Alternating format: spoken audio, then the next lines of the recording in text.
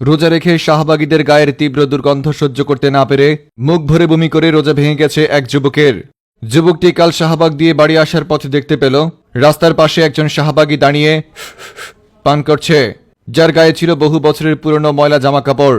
দাঁতগুলোতে কয়েক মাস ব্রাশ না করার কারণে ব্রাজিলের জার্সির মতো হলুদ হয়ে আছে। গা থেকে ভেসে আসা তীব্র গন্ধ শুকে যুবকটি ভেবেছিল হয়তো আশেপাশে কেউ সুটকি ফেলে রেখে গেছে, কিংবা হয়তো আশেপাশে কেউ হেগে দিয়ে চলে গেছে। আর তাই সেই তীব্র গন্ধ সহ্য করতে না পেরে যুবকটি রোজা থাকা অবস্থায় মুখ ভরে বমি করে দেয়। অতঃপর ইসলামী শরিয়া অনুযায়ী মুখ ভরে বমি করলে যেহেতু রোজা ভেঙে যাবে, তাই সেখানে যুবকটির রোজা ভেঙে গেছে। আর তাই যুবকটি এখন ভাঙা রোজা নিয়ে আছে প্রচণ্ড বিপদে।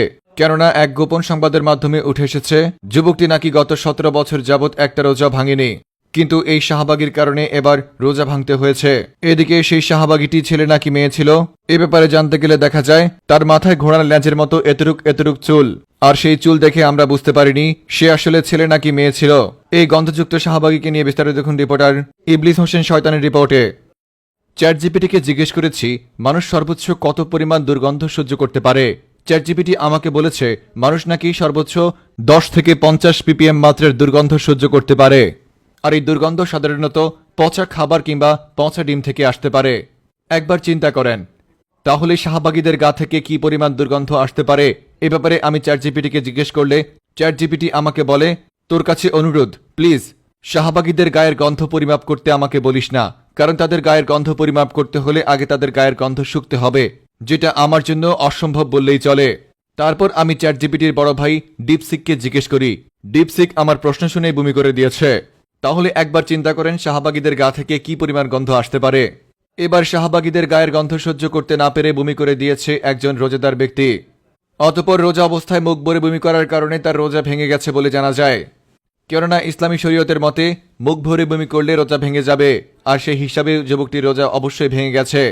এ ব্যাপারে সেই যুবককে জিজ্ঞাসাবাদ করা হলে সেই যুবকটি জানায়, আমি কাজ শেষ করে শাহবাগ দিয়ে বাড়ি আসার সময় দেখতে পাই শাহবাগ চত্বরে একজন শাহবাগী দাঁড়িয়ে আছে।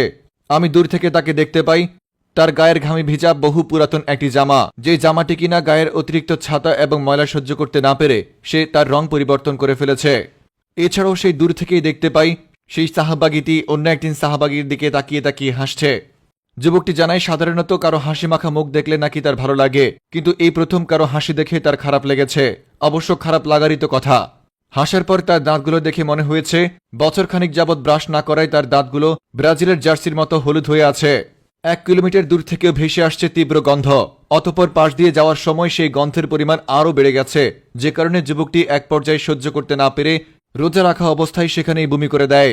তাও অল্প স্বল্প নয়, বরং মুখ ভরে বমি করে দেয়, যে কারণে যুবকটির রোজা সেখানেই ভেঙে যায়। এছাড়াও যুবকটি কান্না করতে করতে বলে গত 17 বছর যাবৎ তিনি নাকি একটা রোজা ভাঙেনি, অথচ এই শাহবাগের কারণে তার রোজা ভাঙতে হয়েছে। তাই সে এর বিচার চায়। অনেকে ভাববেন আমি মিথ্যা কথা বলেছি। জি হ্যাঁ, আমি সত্যিই মিথ্যা কথা বলেছি। তবে যুবকটির ঘটনা মিথ্যা হলেও শাহবাগীদের গায়ের গন্ধ কখনোই মিথ্যা হতে পারে না। ওটা শুটকি কিংবা মানুষের সদ্য হেগে দেওয়া ঘুয়ের চেয়েও তীব্র গন্ধযুক্ত।